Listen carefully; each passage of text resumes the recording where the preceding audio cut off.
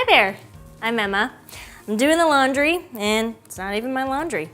I've been hired to take care of little Alyssa Knox while her mom is working and her dad is in Iowa.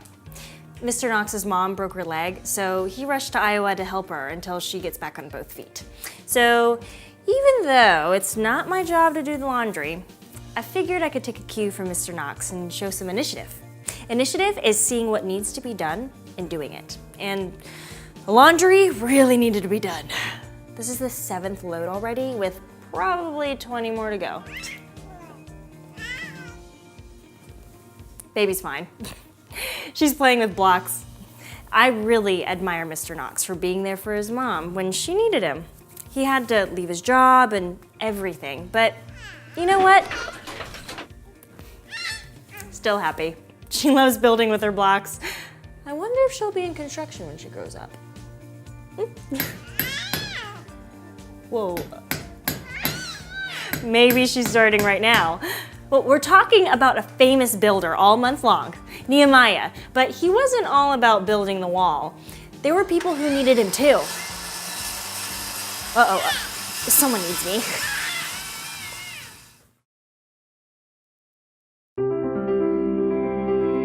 The Bible isn't just a book of random stories. It's 66 different books that come together to tell one story. An incredible one. About God's love for us. And now for an amazing story. Inspired by the book of Nehemiah, chapter 5. Nehemiah grinned as he stared up at the wall of Jerusalem. He called out to one of the workers who was actually a priest, not a stonemason. Well done! Starting to look like a wall instead of a heap of rubble. Now the city had been completely destroyed many years before, but some of the captive Israelites had been allowed to return and rebuild God's temple. Now, Nehemiah had returned from Babylon to oversee the reconstruction of Jerusalem's walls and gates. He could have been looking at all this work with a friend we'll call, Jake. Just look at them. Priests, goldsmiths, scholars. I think there's even a perfume maker. And they're actually building this wall. Yeah, well, it ain't done yet. Isn't done. That's what I said. You ain't listening. As Nehemiah and Jake clambered over rubble to reach the next section of wall, a small group of men and women in ragged robes approached. Nehemiah, help us! Help? What's wrong? One of the women was trying to calm the toddler she carried on her hip. There are so many of us here now, but not enough grain. We've hardly got enough to stay alive. Another man stepped forward. He was so thin his robe hung off him like a clothes hanger. We've been forced to sell everything to our friends and neighbors, our fields, vineyards, even our homes, and we're still starving. Nehemiah listened intently, his heart breaking for these people. The king's taxes are so high, we had to borrow money from our relatives. We even had to sell our children to work for them. We had no choice. What's some wall matter when we're fighting to survive? As Nehemiah studied the desperate faces of the men and women before him, he felt hot anger rise in his throat. These people were hurting because their own friends and family were using their troubles to make money. Don't worry, I'm going to do something about this. As Nehemiah continued along the wall, Jake shook his head. This ain't good. No, it ain't. Isn't. Nehemiah couldn't get the haunted faces of the men, women, and children out of his mind.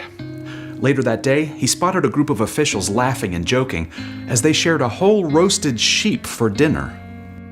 Hey, what do you get if you cross an angry sheep and a moody cow?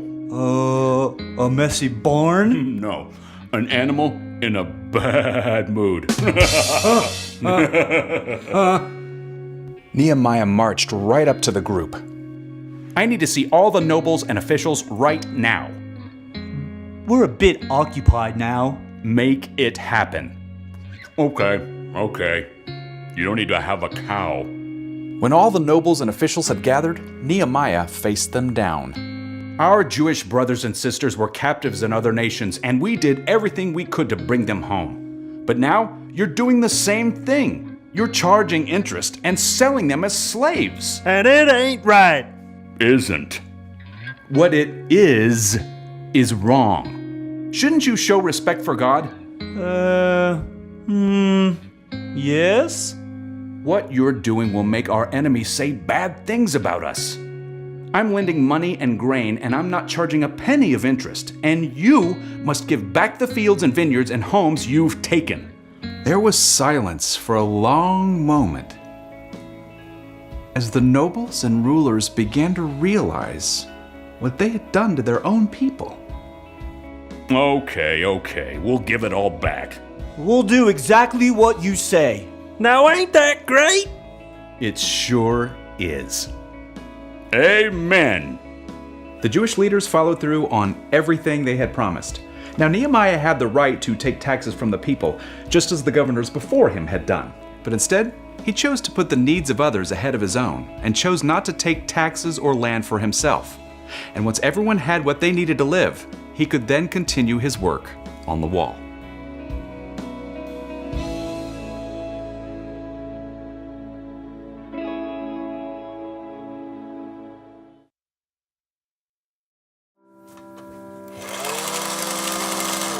They make toys sound so real now.